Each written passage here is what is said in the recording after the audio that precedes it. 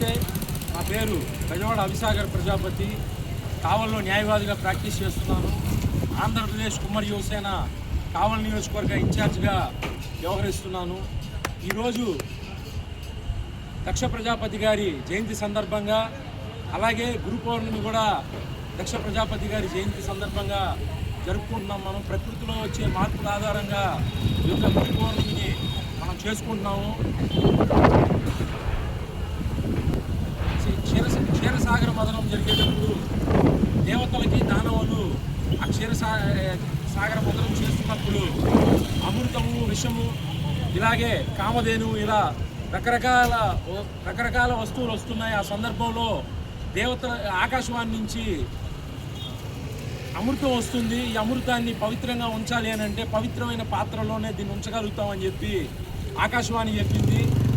ఆకాశవాణి మాటలు విన్న దేవతలందరూ కూడా దక్ష ప్రజాపతి గారిని విన్నవించుకొని, అయా మీరు ఒక పాత్ర తయారు చేస్తే ఆ పాత్రలో ఈ యొక్క అమృతం పెడతామని చెప్పి చెప్పారు. ఆ చెప్పిన విధంగా దక్ష ప్రజాపతి గారు ఆయన ఒక కుండను తయారు చేశారు, పవిత్రమైన కుండ. ఈరోజు తిరుపతి దేవస్థానం అయితేనేమి, ఎన్నో దేవస్థానంలో అయితేనేమి, పూరి జగన్నాథ్ దేవస్థానం అయితేనేమి, ఎక్కడైతే కూడా కుమ్మరి కుండ కుమ్మరి కొండలో మొదటి నైవేద్యం స్వామివారికి పెడతారు. అంత విశిష్టత ఉన్న కొండని దక్ష ప్రజాపతి గారు ప్రపంచంలోనే వేదాల్లో ఎక్కడ తీసుకున్నా కూడా మొట్టమొదటి కుండను తయారు చేసిన వ్యక్తి ఎవరైనా ఉన్నారంటే ఈ సమాజంలో ఉన్నారంటే అది దక్ష ప్రజాపతి గారు. అటువంటి దక్ష ప్రజాపతి గారు కుండను తయారు చేసి అమృతాన్ని దాంట్లో పెట్టి దేవతలందరూ కూడా పంచారు. ముక్కోడి దేవతలు కూడా అయా మాకు కూడా పాత్రలు తయారు చేసి ఇవ్వండి అంటే 3 రాత్రులు ఆయన మేలుకొని 3 రాత్రులు మేలుకొని 3 కోట్ల మట్టి పాత్రలు తయారు చేశారు.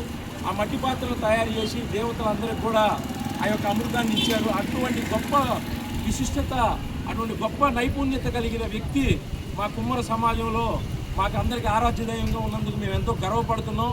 అటువంటి దక్ష ప్రజాపతి గారిని మేము ఆదర్శంగా తీసుకొని ముందుకెళ్తున్నాం. భవిష్యత్తులో కూడా మరిన్ని కార్యక్రమాలు ఆంధ్రప్రదేశ్ కుమ్మరి యువసేన తరఫున కుమ్మర సంఘాల ఆధ్వర్యంలో ఈ యొక్క వైకుంఠపురంలో మా పెద్దలందరి సహకారంతో ఈ యొక్క కార్యక్రమాలు నిర్వహిస్తున్నాం. ఈ కార్యక్రమంలో కేవలం ఒక కుమ్మరునికి సంబంధించిన వ్యక్తులే పాల్గొనలేదు.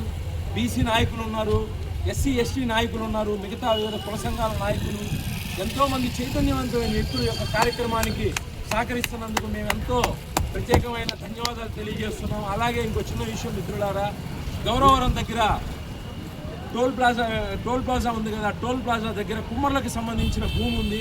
ఆ భూమిని అన్యాక్రాంతం చేసుకోవడానికి భూబకాసురులు ఆ భూమి మీద కన్నేశారు.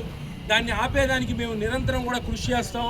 కుమ్మర్లంటే మట్టి పని చేసుకుంటారు, వీళ్ళకేం తెలుసు అని అనుకుంటారేమో. మాలో ఐఏఎస్లు ఉన్నారు, ఐపీఎస్లు ఉన్నారు, వివిధ క్షేత్రాల్లో ఉన్నతమైన ఉద్యోగాలు చేసే వాళ్ళు ఉన్నారు, డాక్టర్లు, ఉద్యోగస్తులు, లాయర్లు అందరూ ఉన్నారు.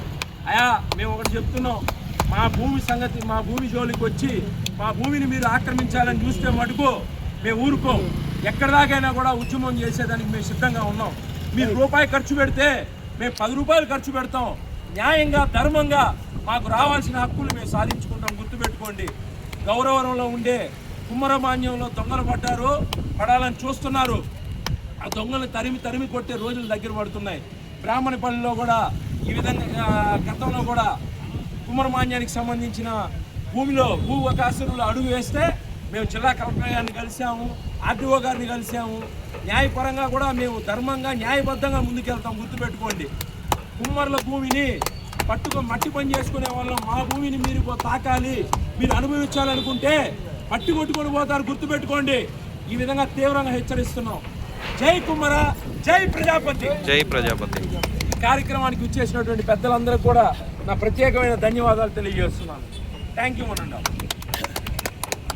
ఉండాలంటే ఒక మనిషి ఉండాలా?